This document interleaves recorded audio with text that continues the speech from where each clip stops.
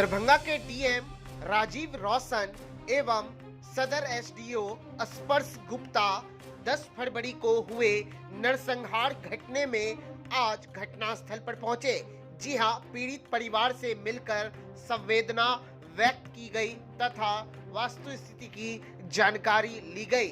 जी हां, आज लगभग 8:30 बजे दरभंगा के जिलाधिकारी एवं एसडीओ स्पर्श गुप्ता दोनों घटनास्थल पर पहुंचे, जहां पीड़ित परिवार का हालचाल जाना गया तथा उन्होंने हर एक चीज को बारीकी से देखा तथा उन्होंने बताया कि जिला मॉनिटरिंग की बैठक में यह निर्णय लिया जाएगा कि उन्हें जल्द से जल्द जो अपराधी जिन्होंने इतनी बड़ी घटना को अंजाम दिया है, स्पीडी ट्रायल चला करके उन्हें सख्त से सख्त कानूनी कार्रवाई करते हुए उन्हें दंडित किया जाए। के प्रायोजक है Yuvraj agency, Saidnagar, Laheriasarai, Darbhanga. Get ready for the revolution. It's coming to you now. It's coming to you now. And we'll never bring us down. No, we'll never bring us down.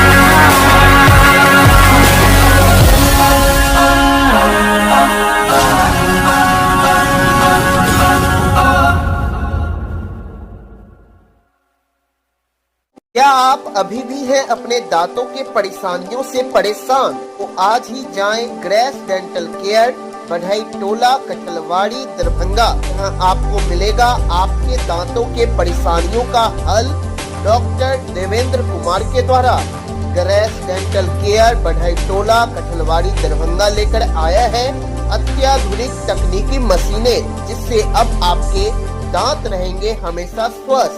दांत से संबंधित हलों के लिए एक बार अवश्य जाएं doctor Devendra Kumar oral and dental surgeon के पास, बढ़ई टोला, कठलवाड़ी, दरभंगा। आपको आगे बताते चले 10 फरवरी की रात 8 बजे जीएम रोड दरभंगा के नगर थाना क्षेत्र में जिस तरीके से 3 लोगों को अपराधियों के द्वारा जलाने का प्रयास किया गया, जिसमें मुख्य आरोपी को पुलिस ने पकड़ भी लिया और उसे दंडित करने हेतु आगे की कार्रवाई चल रही है। इसी बीच दरभंगा के डीएम और एसडीओ दोनों घटनास्थल पर पहुंच गए और घटनास्थल पर पहुंच करके उन्होंने हर एक पहलुओं पर जाकर के तहकीकात की। उन्होंने कहा दरभंगा के एसएसपी से मेरी वार्ता हुई है और जो विधि सम्मत कार्रवाई है वो चल रहा है और पीड़ित परिवार को सहायता देने हेतु एवं सरकारी नौकरी देने हेतु जो बातें कही जा रही थी उस पर भी उन्होंने संज्ञान लिया है। उन्होंने कहा है कि पीड़ित परिवार के तरफ से जो आवेदन दिया जाएगा उसके उपलक्ष्य विधि सम्मत कार्रवाई की जाएगी।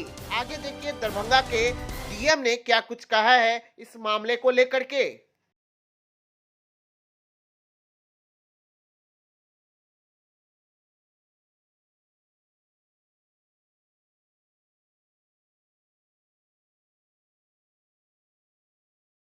मिले हैं, उनके द्वारा घटनाक्रम के बारे में जानकारी दी गई है।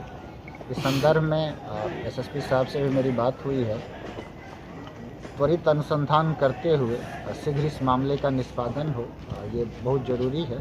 साथ ही मैं जो डिस्ट्रिक्ट लेवल मॉनिटरिंग कमेटी की बैठक होती है उसमें भी अनुरोध करूंगा कि इस पे स्पीडी ट्रायल होकर के इस पूरे मामले में जो भी दोषी हों, जो भी न्याय के दायरे में, कानून के दायरे में जिनकी भी भूमिका अपराध के दायरे में आए तो न्याय मिले पीड़ित परिवार को। दूसरी चीज़ें हैं कि पीड़ित परिवार ने कुछ और भी मांग रखी है चिकित्सा और अन्य संबंध में।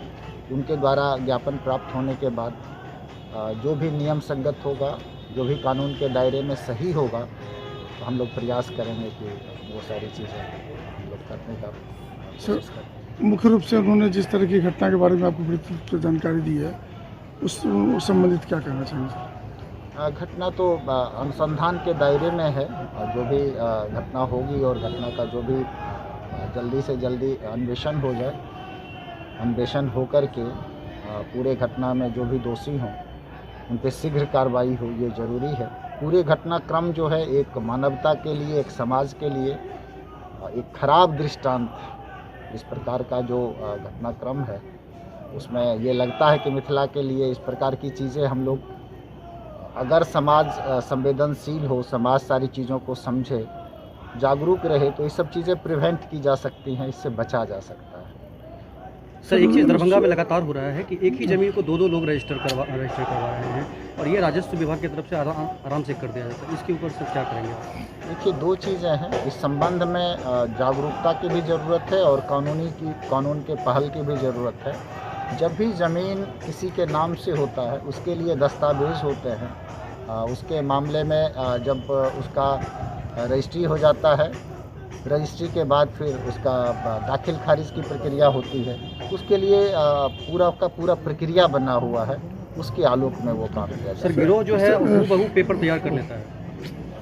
नहीं, दो चीज़ें हैं, क्योंकि रजिस्टर्ड डीड की जो बात होती है, उस रजिस्टर्ड डीड में सारे दस्तावेज होते हैं। खतियान जो है वो गवर्नमेंट का डॉक्यूमेंट है, खतियान में सारे विवरण रहते हैं। रजिस्टर्ड 2 भी गवर्नमेंट का डॉक्यूमेंट्स है।